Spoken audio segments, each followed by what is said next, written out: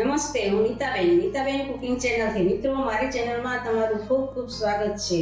તો મિત્રો, આજે આપણે કોપરાની બરફી બનાવવાના છીએ, જેમાં આપણે માવાનો ઉપયોગ બિલકુલ નથી કરવાનો. માવાની જગ્યાએ આપણે દૂધ, મિલ્ક પાવડર અને ઘરની જ મલાઈનો ઉપયોગ કરવાનો છે. માવાની જગ્યાએ તમે આ 3 વસ્તુનો ઉપયોગ કરીને કોપરાની બરફી બનાવશો ને તો પછી ખૂબ જ સરસ બનશે. આજે આપણે આવી જ બરફી બનાવવાના છીએ. તો ચાલો મિત્રો, રસોડામાં જઈએ. કોપરાની બરફી બનાવવા માટે આપણે કઈ કઈ વસ્તુની જરૂર પડશે એ આપણે જોઈ લઈએ. તો કોપરાની બરફી બનાવવા માટે આપણે આ કોપરાનો પાવડર લીધો છે. 100 ગ્રામ કોપરાનો પાવડર છે. તમે ખમણ પણ લઈ શકો, પણ પાવડર બેસ્ટ છે. ને આ 50 ગ્રામ ખાંડ છે. આ ગાર્નિશિંગ માટે કાજુની કતરણ છે. આ અડધો કપ દૂધ છે. 3 ચમચી મલાઈ છે, ઘરની ફ્રેશ મલાઈ છે. 2 ચમચી મિલ્ક પાવડર છે અને 3 થી 4 નંગ એલચીના દાણાનો ભૂકો છે. અને આ 1 ચમચી, 1 મોટી ચમચી ઘી છે. બસ આટલી વસ્તુની આપણે જરૂર પડશે.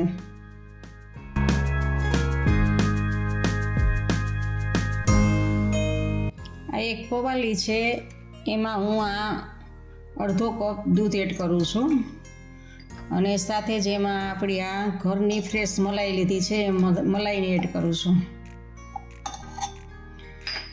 અને આપણો આ મિલ્ક પાવડર, એ ત્રણને આપણે બ્લેન્ડર મારીને મિક્સ કરી દેવાનું છે. તમે મિક્સરમાં પણ કરી શકો છો. હું બ્લેન્ડર મારીને મિક્સ કરવાની છું.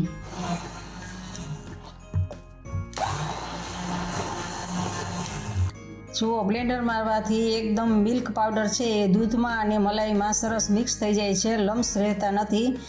તમે આમ બ્લેન્ડર મારી શકો અથવા તો મિક્સરમાં પણ આવી રીતે આમ કરી શકાય છે.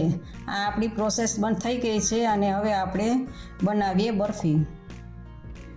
ગેસ સ્ટાર્ટ કરીને એની ઉપર મેં એક પેન લીધું છે અને એમાં આ 1 મોટી ચમચી જેટલું ઘી ઉમેરું છું.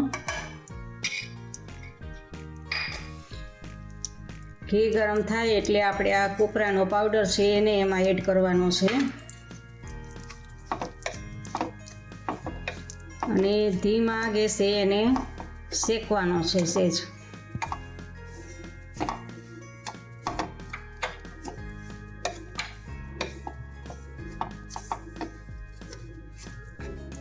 ગેસની ફ્લેમ સાવ ધીમી જ રાખવાની છે.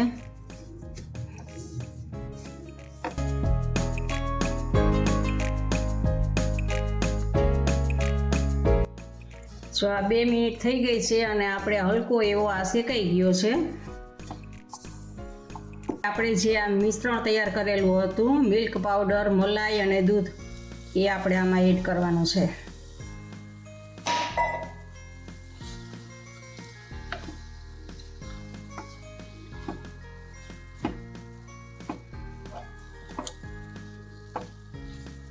ગેસને સાવ ધીમો જ રાખવાનો છે.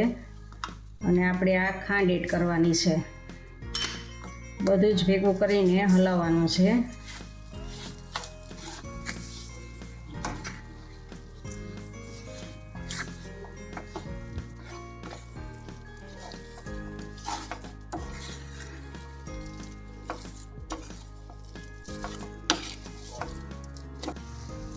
જો આમાં ખાંડ ઓગળશે અને આપણી મલાઈમાંથી ને એમાંથી ઘી બનીને છૂટું પડશે. આવી રીતે આમ હલાવતા જ રહેવાનું છે. એમાં માવાનો કે એવો કોઈ ઉપયોગ કરવાનો નથી, કારણ કે આપણે મલાઈ ને દૂધ ને મિલ્ક પાવડર એ ત્રણેયનો ઉપયોગ કર્યો છે, એટલે એ માવા જેવું જ થઈ જશે. પણ આ સરસ બેસ્ટ લાગે છે માવા કરતાં. એક વખત તમે આવી રીતે ટ્રાય કરજો માવાના બદલે.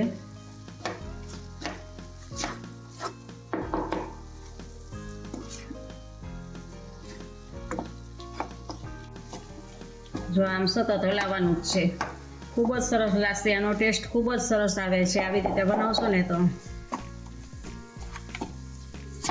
એક વખત ઘરના સભ્યોને આવી રીતે બનાવીને ખવડાવશો ને તો ઘરના સભ્યો વારે વારે એમ જ કહેશે કે એ જ રીતે મારે ખાવો છે, માવા વગરનો, દૂધનો પાવડર ને દૂધ ને મલાઈવાળો જ બનાવીને આપો, એમ જ કહેશે.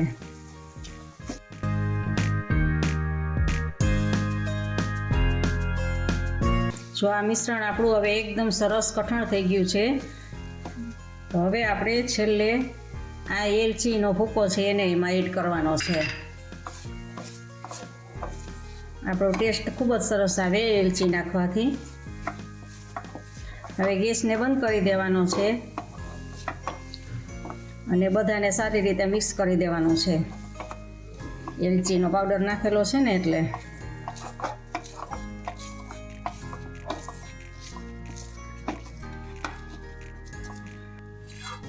ને પછી આપણે આ એક ઘીથી ગ્રીસ કરેલી ડીશ છે એમાં પાથરવાનું છે.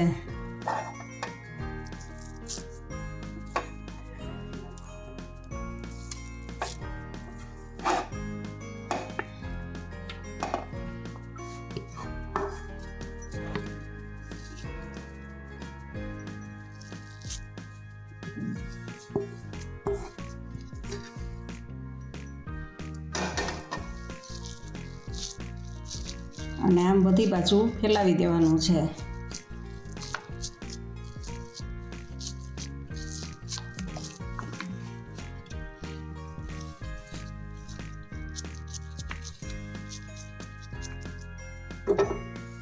હવે એક વાટકીને ઘીથી ગ્રીસ કરેલી છે અને એના દ્વારા આપણે એકદમ સરસ પ્રેસ કરી દેવાનું.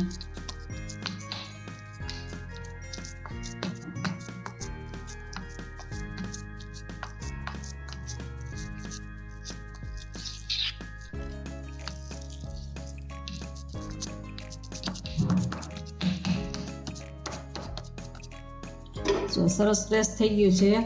હવે ઉપરથી આપણે કાજુનું કતરણને ભભરાવશું, ગાર્નિશિંગ કરશું. આ ઓપ્શનલ છે, તમારે કરવું હોય તો કરાય, નહીં તો એમને એમ પણ સરસ જ લાગે છે.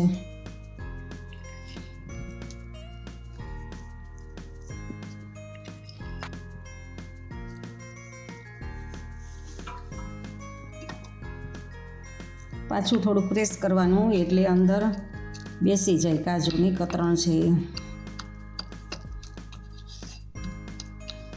તો આપણે આ કોપરાની બરફી તૈયાર છે. માવા વગરની છે, પણ માવા કરતાં પણ ટેસ્ટમાં ખૂબ જ સરસ લાગે છે. હવે આપણે આ બરફીના કાપા કરવાના છે.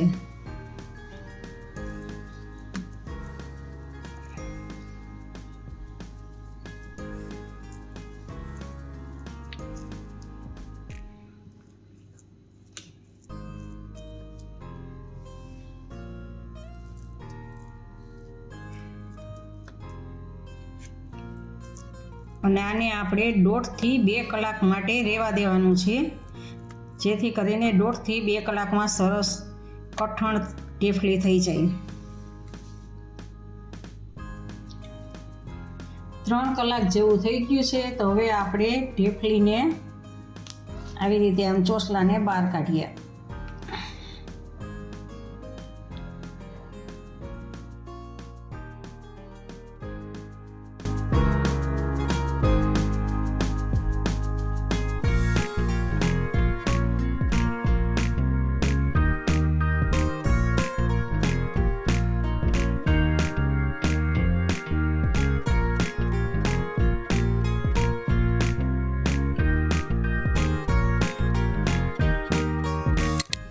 આપણો કોપરાનો મેસૂબ તૈયાર છે. મિત્રો, તમને મારી વાનગી પસંદ હોય તો લાઈક કરજો અને બને તેટલો તમારા મિત્ર વર્તુળમાં શેર કરજો, વધારે શેર કરજો, જેથી કરીને મારો વિડીયો બધા સુધી પહોંચે. હજી સુધી સબસ્ક્રાઈબ ન કરી હોય તો મિત્રો સબસ્ક્રાઈબ કરીને મને પ્રોત્સાહન આપજો. ઇન્સ્ટાગ્રામમાં મારા પેજને ફોલો કરજો, મેં નીચે લિંક આપેલી છે. આવજો. જય શ્રી કૃષ્ણ. ફરી મળીએ નવી વાનગી સાથે.